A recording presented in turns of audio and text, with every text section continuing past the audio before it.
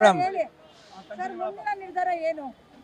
ನಮ್ಮ ಕಡೆಯಿಂದ ಎಲ್ಲರೂ ಒಗ್ಗಟ್ಟಾಗಿ ಸೇರ್ಕೊಂಡು ನಾವು ಇವಾಗ ಸದ್ಯಕ್ಕೆ ಇವಾಗ ನಾವು ಅರ್ಜೆಂಟಾಗಿ ಸದ್ಯಕ್ಕೆಲ್ಲ ನಮ್ಮ ಇಂಟೆನ್ಷನ್ನೇ ಫಸ್ಟ್ ನಾವು ಕೋರ್ಟ್ಗೆ ಅಪ್ರೋಚ್ ಆಗಬೇಕು. ಯಾಕಂದರೆ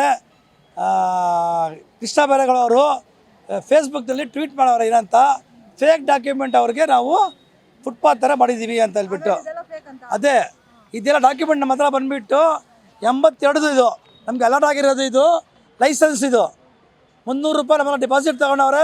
ತಿಂಗಳು ಬಂದುಬಿಟ್ಟು 50 ರೂಪಾಯಿ ನಾವು ಬಾಡಿಗೆ ಕಟ್ಟಿದ್ದೀವಿ. ಅದಾದಮೇಲೆ ನಮಗೆ ಹೈಕೋರ್ಟ್ ಇಂದ ಮತ್ತೆ ಸುಪ್ರೀಂ ಕೋರ್ಟಿಂದ ನಮಗೆ ಆರ್ಡ್ರ್ 96 ಪಾಸ್ ಆಗಿದೆ ನಮ್ಮ ಪರವಾಗಿ. ಇದು ಫೇಕ್ ಇರ್ತಾ ಇದ್ರೆ Supreme Court of India order ಕೊಡ್ತಾಯಿತ್ತು ನಮ್ಮ ಪರವಾಗಿ, ಇದು ಕೊಡ್ತಾ ಇರಲಿಲ್ಲ. ಸುಪ್ರೀಂ ಕೋರ್ಟ್ನಲ್ಲಿ ಬಂದುಬಿಟ್ಟು ನಮ್ಮ ಪರವಾಗಿ ಆರ್ಡ್ರ್ ಪಾಸ್ ಆದಮೇಲೆ ಹೈಕೋರ್ಟ್ ಅವರು 5 ವರ್ಷ ಟೈಮ್ ಕೇಳ್ತಾರೆ. ನಮ್ಮ ಕಮಿಷನರ್ ಆಫ್ ಬೆಂಗಳೂರು BBMP ಅವರು 5 ಟೈಮ್ ಕೇಳ್ತಾರೆ. ನಮಗೆ ಟೈಮ್ ಕೊಡಿ 5 ವರ್ಷ, ನಾವು ಇದಕ್ಕೆ ಶಿಫ್ಟ್ ಮಾಡಬೇಕು ಅಂತ ಹೇಳಿದ್ರೆ ಬೇರೆ ಜಾಗ ನಾವು ಕೊಟ್ಬಿಟ್ಟು ಶಿಫ್ಟ್ ಮಾಡ್ತೀವಿ. ಇದು ಕೋರ್ಟ್ ಆದೇಶ, ಇದು ಮಾಡಬೇಕು ಅಂದರೆ ಶಿಫ್ಟು ನೀವು ಬೇರೆ ಜಾಗ ಹೋಗ್ಬಿಟ್ಟು ಶಿಫ್ಟ್ ಮಾಡಿ, ಇಲ್ಲ ಅಂದರೆ ಅಲ್ಲೇ ಇರಬೇಕು ಅಂತ. 5 ವರ್ಷ 2001ಗೆ ಆಗುತ್ತೆ ಅದು. ಇವ್ರ ಉದ್ದೇಶ ಆದ್ರೇನು? ಯಾಕಂದ್ರೆ ಇದು ಫುಟ್ಪಾತ್ ಅಂತ ಅವ್ರು ಹೇಳ್ತಾ ಇದಾರೆ, ಇದು ಫುಟ್ಪಾತ್ ಅಲ್ಲ ಅಂತ ನೀವ್ ಹೇಳ್ತಾ ಇದ್ರೆ. ಯಾಕಂದ್ರೆ ನೀವು ಕಟ್ಟಿರೋದಕ್ಕೆಲ್ಲ ಡಾಕ್ಯುಮೆಂಟ್ ನಿಮ್ಮ ಹತ್ರ ಇದೆ, ಮೇಡಮ್ ಒಂದು ರಿಸಿಪ್ಟ್ ಇದೆ, ಕಟ್ಟಿರೋ ಬಿಲ್ ಇದೆ. 50 ರೂಪಾಯಿಂದ ಹಿಡಿದು 300 ರೂಪಾಯಿಂದ ನೀವು ಜಾಗ, ಅದೇ 300 ರೂಪಾಯಿ ಇವತ್ತು ತಗೊಂಡಿದ್ದೀರಾ, 3 ಲಕ್ಷದವರೆಗೂ ಹಾಕ್ತಿದ್ರು ಅಲ್ವಾ? ಒಂದು ಜಾಗ ಅಂತ ಖರೀದಿ ಮಾಡ್ತಿದ್ರಿ. ಇವಾಗ ಅದನ್ನು ಇಲ್ಲ, ಇದನ್ನು ಇಲ್ಲ, ಇದು ಫುಟ್ಪಾತ್ ಮಾಡೋ ಅಂತ ಜಾಗನೂ ಅಲ್ಲ ಇದು. ಸರಿ, ಇದು ಅಂಗಡಿಗೆ ಏನೋ ಇದು ಪ್ಲಾನಿಂಗ್ ಮಾಡ್ಕೊಂಡು ಏನಾದ್ರು ಮಾಡಿದ್ರ? ಹೌದು. ಪಾರ್ಕಿಂಗ್ ಮಾಡೋಂಥದ್ದು ಏನಾದ್ರು ವ್ಯವಸ್ಥೆ ಇದೆ ಗೌರ್ಮೆಂಟ್ ಕಡೆಯಿಂದ? ಯಾರಿಗಾರ ಪ್ರಾಜೆಕ್ಟ್ ಅಂತ ಕೊಟ್ಟಿದ್ದಾರಾ? ಇದು ಮೋಸ್ಟ್ಲಿ ನಮಗೆ ಇದೆಲ್ಲ ಪ್ರಾಜೆಕ್ಟ್ ಬೇರೆಯವ್ರು ಕೊಟ್ಟವ್ರೆ, ಕೊಟ್ಟಿಲ್ಲ ಗೊತ್ತಿಲ್ಲ ನಮಗೆ. ಆದರೆ ನಮಗೆ ಚೆನ್ನಾಗಿ ತಿಳುವಳಿಕೆ ಆಗ್ತಾ ಇದೆ. ನಮ್ಮ ಬಡವರಿಗೆ ಹೊಟ್ಟೆ ಮೇಲೆ ಹೊಡೆದು ಇವರು ಬೇರೆ ಏನೋ ಪ್ಲಾನಿಂಗ್ ದುಡ್ಡಿರೋರು ಬಡವರಿಗೆ ಎದ್ಬಿಟ್ಟು ಹಣ ಇರೋರು ರಿಚ್ ಪೀಪಲ್ಸು ಅವ್ರಿಗೆ ಏನಾದ್ರು ಪ್ರಾಜೆಕ್ಟ್ ಕೊಡ್ತಾ ಇರ್ಬೋದು. ಬೇರೆ ಈ ಜಾಗದಲ್ಲಿ ಬೇರೆ ಅಂಗಡಿ ಮಾಡಿಬಿಟ್ಟು ಅವ್ರಿಗೆ ಅಲರ್ಟ್ ಮಾಡ್ತಾ ಇರ್ಬೋದು. ಚೆನ್ನಾಗಿ ಬಾಡಿಗೆ ತಗೊಳ್ಳೋಕ್ಕೆ ಅವ್ರ ದುಡ್ಡು ಸಂಪಾದನೆ ಮಾಡೋಕ್ಕೆ ಮಾಡ್ತಾ ಇರ್ಬೋದು. ಯಾಕಂದ್ರೆ ಒಂದು ಪೇಪರ್ ಡಾಕ್ಯುಮೆಂಟ್ ನೋಡಿದೆ ನಾನು, ಅದರಲ್ಲಿ 6 ಅಂಗಡಿ ಮಾತ್ರ ತೆರವು ಮಾಡಬೇಕು ಅಂತ ಕೊಟ್ಟಿದ್ರು. ಇಲ್ಲಿ ನೋಡಿದ್ರೆ ಅಲ್ಲಿಂದ ಹೌದು ಮೇಡಮ್, ಡಾಕ್ಯುಮೆಂಟ್ ದೇವಸ್ಕ ಮೇಡಮ್. ಇದು ಬಂದ್ಬಿಟ್ಟು 6 ಅಂಗಡಿಗೆ ಪೆಟಿಷನ್ ಹಾಕಿ ಅವರು ಕೋರ್ಟ್ಗೆ ಅಪ್ರೋಚ್ ಆಗ್ತಾರೆ. ಆ ಶಾಪು ಇಲ್ಲೀಗಲ್ ಅಂತ ಹೇಳ್ಬಿಟ್ಟು, ಫೇಕ್ ಅಂತ ಹೇಳ್ಬಿಟ್ಟು ಬ್ರಿಡ್ಜ್ ಕೆಳಗಡೆ ಕಟ್ಟಿರ್ತಾರೆ.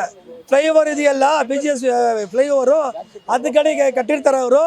ಅದಕ್ಕೆ ಪ್ರೂವ್ ಹೈಕೋರ್ಟ್ ಆದೇಶ ಇರುತ್ತೆ, ಅದು ಸರೆಂಡರ್ ಮಾಡಬೇಕು, ಇಲ್ಲ ಅಂದರೆ ನಾವು ಡೆಮಾಲಿಷ್ ಮಾಡ್ತೀವಿ ಅಂತ ಅವ್ರಿಗೆ ಆಗಿರ್ತದೆ. ಅದು ಪರ್ಟಿಕ್ಯುಲರ್ಲಿ ಹೈಕೋರ್ಟ್ ವರ್ಸಸ್ ಸಾಮ್ಯುಯಲ್ ಅಂತ ಹುಡುಗ ಒಬ್ಬ ಕೋರ್ಟ್ಗೆ ಪ್ರೊಡ್ಯೂಸ್ ಮಾಡ್ತಾರೆ ಡಾಕ್ಯುಮೆಂಟು. ಅದು ಕಂಪ್ಲೀಟ್ಲಿ ಫೇಕ್, ಅದು ಪ್ರೂವ್ ಆಗಿದೆ. ಅದು ಆ ಅಂಗಡಿ ಬಂದುಬಿಟ್ಟು ಡೆಮಾಲಿಷ್ ಮಾಡೋಕ್ಕೆ ಆರ್ಡ್ರ್ ಆಗಿರೋದು.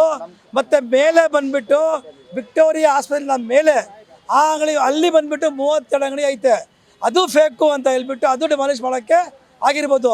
ಕಂಪ್ಲೀಟ್ಲಿ ನಮ್ಮ ತಿಳುವಳಿಕೆಯಿಂದ ಇದು 6 ಅಂಗಡಿಗೆ ನಮ್ಮ ಡಾಕ್ಯುಮೆಂಟ್ ಸಮೇತ ಐತೆ, ಅದು ಡಾಕ್ಯುಮೆಂಟ್ ಸಮೇತ ಇದೆ. ಅದು 6 ಅಂಗಡಿಗೆ ಡೆಮಾಲಿಷ್ ಮಾಡೋಕ್ಕೆ ಪರ್ಮಿಷನ್ ಕೊಟ್ಟಿರೋದು. ಇದು ಎಲ್ಲ ಬ್ಯಾಂಗ್ಳೂರು ಕಮಿಷನರು BBMP ಅವರು ಮಿಸ್ಟರ್ ಜಗದೀಶ್ ಅವರು ಬಂದುಬಿಟ್ಟು, ಮತ್ತು ರಘು ಅಲ್ಲ ರಾಘವೇಂದ್ರ ರೆಡ್ಡಿ ಅವರು ನಮಗೆಲ್ಲ ಯಾಮಾರಿಸಿ ನಮ್ಮ ಹೊಟ್ಟೆ ಮೇಲೆ ವರದಿಯವರು ಎಲ್ಲ ಮೋಸ ಮಾಡಿಯವರು, ಕಂಟೆಂಪ್ಟ್ ಆಫ್ ಕೋರ್ಟ್ ಮಾಡಿಯವರು, ಸುಪ್ರೀಂ ಕೋರ್ಟ್ ಕಾನೂನು ಉಲ್ಲಂಘನೆ ಮಾಡಿಯವರು, ಈ ಥರ ಎಲ್ಲ ಮೋಸ ಮಾಡೋರು ಬಡವ್ರ ಮೇಲೆ. ಮೋಸ್ಟ್ಲಿ ಈ ಜಾಗದಲ್ಲಿ ಬೇರೆಯವ್ರು ಕೂತ್ಕೊಳ್ಳೋಕ್ಕೆ ಪ್ರಯತ್ನ ಪಡ್ತಾ ಇರ್ಬೋದು. ಟೆಂಡರ್ ಪಾಸ್ ಆಗಿರ್ಬೋದು, ಅದು ನಮಗೆ ಕನ್ಫರ್ಮ್ ಆಗಿ ಗೊತ್ತಿಲ್ಲ. ಇವತ್ತಾಗಿಲ್ಲ ಅಂದರೆ ನಾಳೆ ಆಗುತ್ತೆ. ಯಾಕಂದರೆ ನಮ್ಮ ಅಂಗಡಿಗಳು ಬಂದುಬಿಟ್ಟು ಫುಟ್ಪಾತ್ನಲ್ಲಿ ಇಲ್ಲ. ನಮ್ಮ ಅಂಗಡಿ ಬಂದುಬಿಟ್ಟು ಡಾಕ್ಯುಮೆಂಟ್ ಕೊಟ್ಟಿರೋದು ಆವಾಗ ಡಿಪಾಸಿಟ್ ಬಂದು ತಗೊಳ್ಳೋರೆ 300 ರೂಪಾಯಿ. ಫುಟ್ಪಾತ್ ಅಂತ ಇರ್ತಾ ಇದ್ದಾರೆ ಇದು ಅಂಗಡಿ ಅಂತಂದರೆ ಅಂಗಡಿ ಕಟ್ಟಕ್ಕೆ ಬಿಡ್ತಾ ಇರಲಿಲ್ಲ.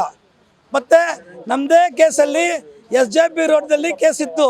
ಸುಪ್ರೀಂ ಕೋರ್ಟ್ ಆದೇಶದಲ್ಲಿ ಈ ಸ್ಪಾಟ್ನಲ್ಲಿ ಕ್ಲಿಯರ್ ಮಾಡು ಅಂತ ಹೇಳಿದ್ರೆ ಅವ್ರಿಗೆ ಬಂದುಬಿಟ್ಟು ಮಾರ್ಕೆಟ್ನಲ್ಲಿ ಅಂಗಡಿ ಕೊಟ್ಟು ಜಾಗ ಖಾಲಿ ಮಾಡಿದರು. ಅದೇ BBMP ಅವರು. ಮತ್ತು ಅದೇ ಶಾಪ್ ತಮ್ಮದು ಇದ್ದಿದ್ದು ಕೇಸಲ್ಲಿ 3 ಜನರಿಗೂ ಅದೇ ಆಗಬೇಕಾಗಿತ್ತು. KR road, Mysuru road, SJP road. SJP ರೋಡ್ಗೆ ಮೇಲೆ ಸಿಟಿ ಮಾರ್ಕೆಟ್ ಮೇಲೆ ಆಲ್ರೆಡಿ ಅಲರ್ಟ್ ಆಗಿದೆ. ಸುಮಾರು ಒಂದು 96ರಲ್ಲಿ ಆಗೋಯ್ತು, 97ರಲ್ಲಿ ಮುಗಿತು. 98ರಿಂದ ಅವರು ಬಾಡಿಗೆ ಕಟ್ತಾವ್ರೆ, ಅಂಗಡಿ ಕೂತ್ಕೊಂಡು ವ್ಯಾಪಾರ ಮಾಡ್ತಾವ್ರೆ. ಅದೇ ರೀತಿ ಮೈಸೂರು ರೋಡು KR ರೋಡ್ಗೆ ಸೈಡಲ್ಲಿ ಇದ್ದಾರೆ ಅಂತ ಹೇಳ್ಬಿಟ್ಟು 5 ವರ್ಷ ಟೈಮ್ ಕೇಳ್ಕೊಂಡು ಕಮಿಷನರ್ ಅವರು ಸತತ ಆರ್ಡ್ರ್ ಆಗಿರೋದು ಇದು. ನಮ್ಮ ಹತ್ರ ಎಲ್ಲ ದಾಖಲೆ ಐತೆ, ಎಲ್ಲ ಆರ್ಡರ್ ಆಗಿರೋದು. ನೆನ್ನೆನೂ ತೋರಿಸಿದ್ದೀವಿ,